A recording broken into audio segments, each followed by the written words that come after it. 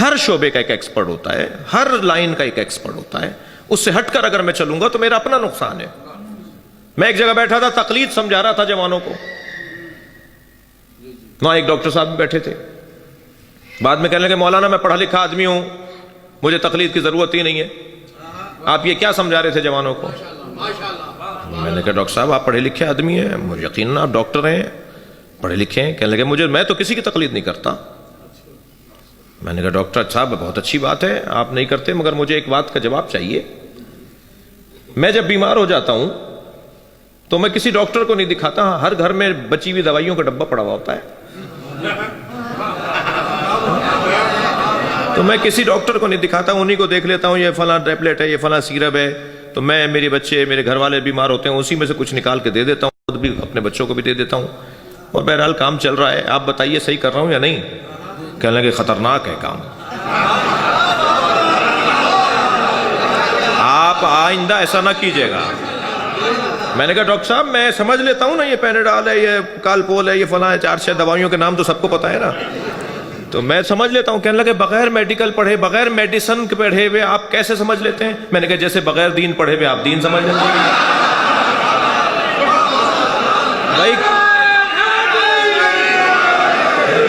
بھائی کون کہہ رہا ہے آپ سے کہ آپ آیت اللہ سیستانی سے نسخہ لکھوائیں جا کر کہ میرے سر میں درد ہو رہا ہے 6 مہینے سے، آیت اللہ سیستانی صاحب نسخہ لکھ دیجئے کہ کیا دوا کھاؤں؟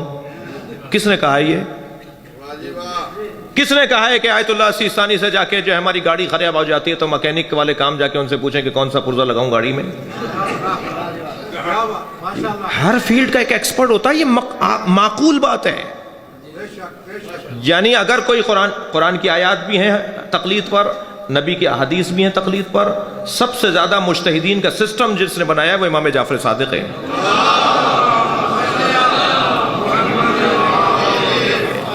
امام عسکری کی سب سے زیادہ حدیثیں ہیں تقلید کے اوپر، کیونکہ امام کو پتا تھا کہ اب غیبت کا دور شروع ہو رہا ہے. ایک حدیث نہیں ہے. یا تو آپ کہیں کہ یا تو آپ کہتے ہیں کہ میں حدیث کو مانتا ہی نہیں ہوں. مانتے تو پھر اپنی پسند کی مانتے ہیں، اور یہ نہیں مانتے. آیت حضرت صلوات پڑھیں ذرا محمد و آل محمد. سب سے زیادہ احادیث تقلید پر امام عسکری کے زمانے کی کیوں ہیں؟ اس لیے کہ ان کو پتا ہے کچھ دن بعد غیبت کا دور شروع ہو رہا ہے. جی سسٹم ہے، سسٹم کو توڑیں گے کسی کا کوئی نقصان نہیں ہوگا. جو سسٹم کو فالو کر رہے ہیں نا، لبنان والے، بحرین والے، قطر والے، عمان والے، عراق والے، ایران والے، وہ ہم سے زیادہ سرخرو ہیں.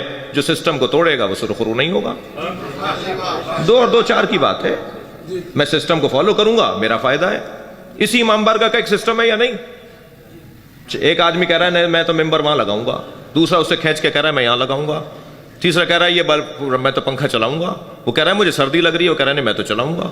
تو فساد ہوگا یا نہیں ہوگا؟ اس امام بارگاہ کا ایک سسٹم ہے، آپ کے گھروں کا ایک سسٹم ہے، آپ کے علاقوں کا ایک سسٹم ہے. تشیع کا بھی کوئی سسٹم ہے یا نہیں؟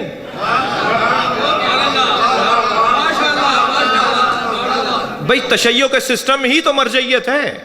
اور اگر کوئی کہتا ہے میں تو امام زمانہ کی تقلید کرتا ہوں، تو اسے جا کے کوئی بتائے امام کی تقلید نہیں ہوتی، اطاعت اور بیعت ہوتی ہے.